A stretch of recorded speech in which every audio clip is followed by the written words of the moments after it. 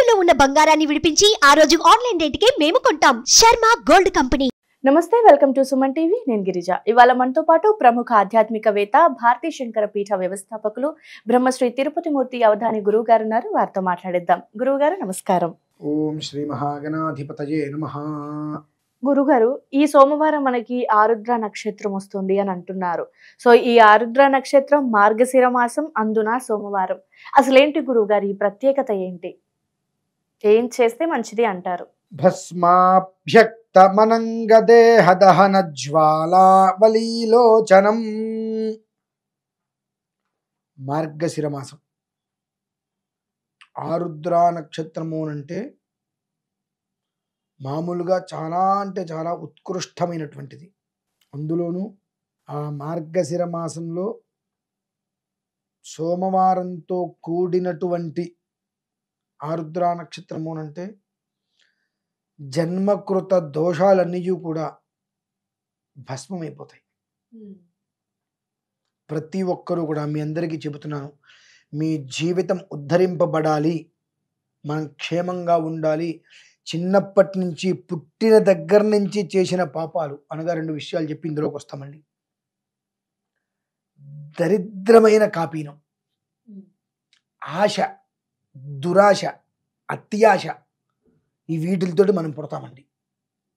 మనం పుట్టడమే ఆశతో, కడుపులోంచి బయటికి పడటంతో ఇలా పడతాం బయటికి. వేలు జాగ్రత్తగా ఇచ్చి తీస్తూ ఉంటాం. అంటే ఏంటంటే ప్రపంచం మొత్తం నా గుప్పిట్లో ఉండాలి. పుట్టుకతోనే ఎంత అత్యాశ అండి. దీనికి మూలార్థాలు చాలా ఉంటాయి. ప్రపంచం మొత్తం నా గుప్పిట్లో ఉండాలి అనే దరిద్రమైన అత్యాశతో పుడతారు. గతించేటప్పుడు ఇలా పోతాడు. ఏమి లేదు, నేను పుట్టినప్పుడు తెచ్చింది లేదు, పోయేటప్పుడు తీసుకుపోయేది లేదు, అంతే. అది అప్పటికానే వారికి జ్ఞానం తెలియదండి.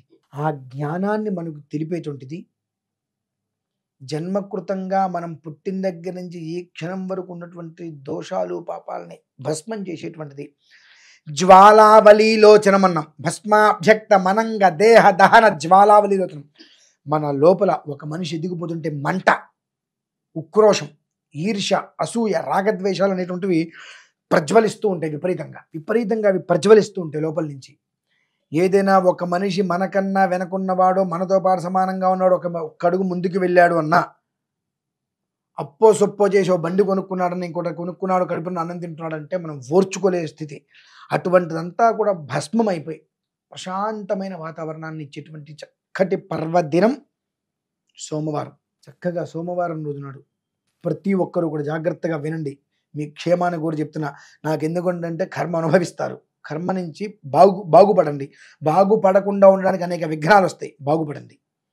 ఏదంటే కర్మ అనుభవించండి, తప్పదు. ప్రతి కుటుంబంలో, ప్రతి ఇంట్లో, ప్రతి గడపలో చిన్నదో పెద్దదో శివలింగం తెచ్చుకోండి. ఆవు పేడని కాల్స్తే భస్మం వస్తుంది. ఆ భస్మాన్ని వస్త్రగాలితం పడితే మెత్తగా విభూతి వచ్చేస్తుంది. చక్కగా అంత శివలింగం దగ్గర పెట్టుకొని ఒక వస్త్రంలో ఆ భస్మం అంతా పోసి గట్టిగా ఇలా పట్టుకొని నమో హిరణ్యబాహవే హిరణ్యవర్ణాయ హిరణ్యరూపాయ హిరణ్యపతయే అంబికాపతయ ఉమాపతయే పశుపతయే నమో నమః అనుకుంటూ విదిలించండి. జర జర జర జర రాళ్ళడు భస్మము. మీరు అలా విదిలిస్తూ ఉంటే ఆ భస్మం ఆ వస్త్రం నుంచి స్వామివారి మీద పడుతూ ఉంటే ఆయన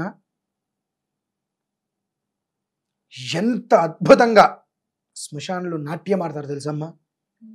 నాట్యరాజు అని ఆయన పేరు, నటరాజు అని. ఆ జర జర రాలెడు భస్మం అని చెప్పి నమస్తే అస్తు భగవన్ విశ్వేశ్వరాయ మహాదేవాయ త్ర్యంబకాయ త్రిప్రాంతకాయ త్రికాగ్నికాలాయ కాలాగ్ని రుద్రాయ నీలకంఠాయ మృత్యుంజయాయ సర్వేశ్వరాయ సదాశివాయ శ్రీమన్ మహాదేవాయ నమః.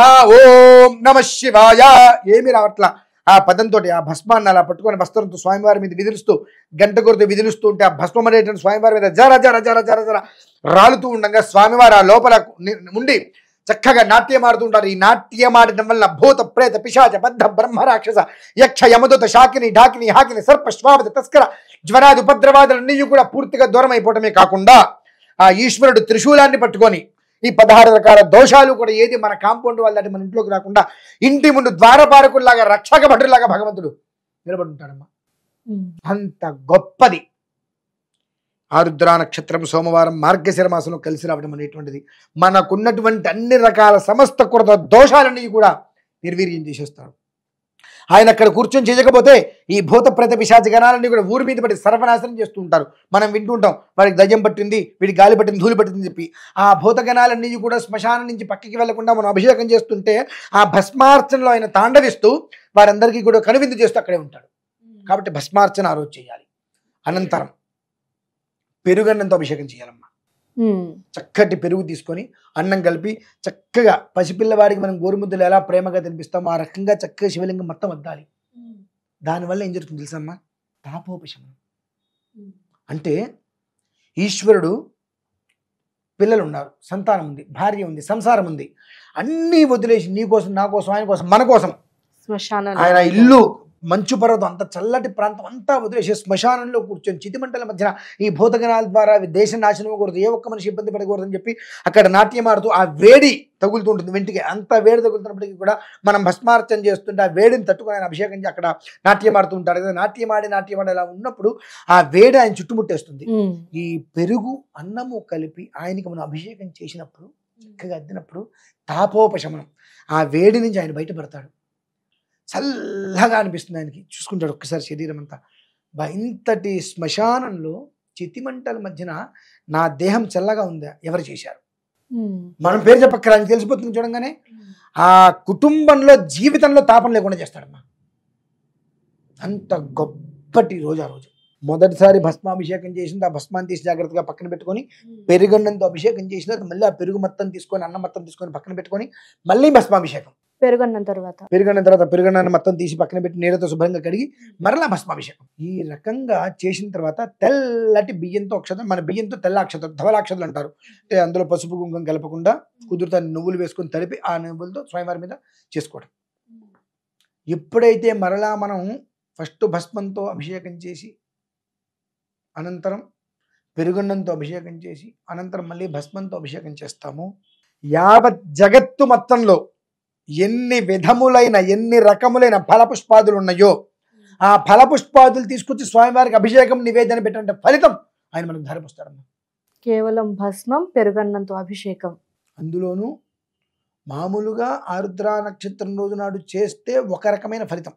అది మార్గశిర మాసము అంటే మన గమ్యానికి మార్గాన్ని సూచించేటువంటిది. మనం దేనికి వచ్చాం భూమి మీదకి? నిన్ను ఇబ్బంది పెట్టడానికి, నీ మీద కక్ష తీర్చుకోవడానికి, కక్ష సాధింపుడు కోసం కాదుగా మనం వచ్చింది.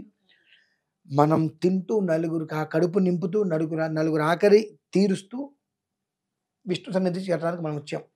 కానీ ఈర్ష్య, అసూయ, రాగద్వేషాలు, లోభగ్రస్త హృదయాలతోటి పూర్తిగా పీల్చి పిప్పైపోయి భస్మాభ్యక్త మనంగా దేహ దహన మనల్ని మనం దహించేసుకుంటున్నాం. ఎదుటివాడి మీద కక్షతో, కోపంతో మనల్ని మనం దహించుకుంటున్నాం. వాడిని ఏదో చేయాలి. నీ పిండాకుడు శ్రీకృష్ణుడు అని చెప్పారు తెలుసమ్మా, చంపేది ఎవరు, చచ్చేది ఎవరు? అంతా నేను, అంత పైవాడే. కానీ నువ్వెందుకు ఏడుస్తున్నావు? ఈ అనవసరమైనవన్నీ నెత్తి మీద పెట్టుకుని నానా యాత్రలు చేసుకుంటూ నిన్ను నువ్వు ఇబ్బంది పెట్టుకుంటారు. కాబట్టి అటువంటి అన్ని రకాల దోషాల నుంచి విముక్తి చెందాలి అంటే ఈ మార్గశిర మాసంలో వచ్చేటువంటి సోమవారం, ఎల్లుండి సోమవారం ఆరుద్ర నక్షత్రం, అది వాళ్ళ జీవితానికి ముక్తినిచ్చేటువంటి రోజమ్మా. నేనైతే ఆ రోజు నాడు దాదాపుగా లైవ్ ఇచ్చేస్తున్నా, కంటిన్యూగా నేను స్వామివారికి చేసుకుంటున్నా. నన్ను నమ్ముకున్నటువంటి వాళ్ళు, నా పీఠాన్ని నమ్ముకున్నటువంటి వాళ్ళు ఎంతమంది ఉన్నారు, అందరికీ కూడా ఆ రోజుతోటి ఈ యొక్క చర విడవాలి, బయట ప్రశాంతంగా ఉండాలి, హాయిగా అని చెప్పి ఆ రోజు మొత్తం నేను చేయవలసిన విధానాన్ని అనుసరిస్తున్నాను. ప్రతి ఒక్కరూ వారి ఇంట్లో చేసుకోవడం అనేటువంటిది జన్మ ధన్యం, జన్మ తెలుస్తుందమ్మా. ఇంత గొప్పటి రోజు అయితే మళ్ళీ ఇప్పట్లో వస్తుందేమో నేనైతే చెప్పలేను. అంటే ఆ రెండు కలిసి రావడం గొప్ప యోగం, అన్ని సమయాల్లో రాదు. ఎందుకంటే సోమవారం అంటేనే చంద్రుడు, చంద్రుడి యొక్క బలం ఉందా నీకు మనస్తాపమే లేకుండా పోతుంది. కాబట్టి ఆ ముగ్గురు అనుగ్రహాలతో నీ జీవితం అనేటువంటిది 3 పూలు 6 కాయల్లాగా ఎప్పుడు కూడా దేదీప్యమానంగా ప్రకాశించాలి అనుకున్నట్లయితే కనుక సోమవారం తప్పకుండా ఈ భూతగణాల నుంచి నిన్ను నువ్వు రక్షించుకో, నీ కుటుంబాన్ని రక్షించు, నీ వీధిని రక్షించు, నీ గ్రామాన్ని రక్షించుకో, నీ దేశాన్ని రక్షించుకో. అందరూ బాగుంటే నువ్వు బాగుంటారు, అది గుర్తుపెట్టుకో. 100% గురువు గారు. అది సోమవారం మాత్రం మర్చిపోకుండా చేయాలమ్మా, దాన్ని మించింది తెలియదు. మామూలుగానే మనకు సోమవారం అంటే పరమేశ్వరుడికి ప్రీతికరం, మనం పూజలు చేస్తాం. అందున ఆరుద్ర నక్షత్రం కలిసింది, అందులోనూ మార్గశిర మాసం. చాలా ప్రత్యేకంగా వినటానికి ప్రత్యేకత అనిపించింది. మీరు చెప్పాక నిజంగా మనం కూడా అంటే పూజ నేను చేసుకుంటే కొన్ని విషయాలు మామూలుగా చెబుతున్నప్పుడు కూడా ఈశ్వరుడు వచ్చేస్తాడమ్మా. ఆ వచ్చినప్పుడు కాస్త ఉగ్రంగా అది కొంతమంది కష్టం అనిపిస్తుంది. ఇంత కోపంగా చెప్తున్నారని చెప్పి నేను ఇప్పుడు మీకేం చెప్పాను నాకు గుర్తుండదు. నేను ఇంటికి తర్వాత ఇదే వీడియో నేను చూసుకుంటాను నేనేం చెప్పాను అని చెప్పి. ఎందుకంటే ఆ ఒక్క ఈశ్వరుడు అనేటువంటి వాడు వెనకాల వచ్చేస్తాడు. ఆ చెప్పేటువంటి ఒక క్షణం మాత్రం ఆ విపరీతమైనటువంటి మేబీ మీతో ఆ విధంగా చెప్పిస్తున్నారు. ధోరణి వచ్చేస్తుంది. ఆ ధోరణి అయిపోయిన తర్వాత మళ్ళీ నార్మల్ గానే వచ్చేస్తుంది. అవును క్షణకాలం గురుగారు. అది ఈశ్వరుడు మన చేతిలో ఏం లేదు. ఏంటంటే కొంతమందికి చెప్పాలి, కొంతమందికి బతిమిలాడాలి, మాక్సిమం గట్టిగా అరవాలి అర్థం కావాలి అంటే.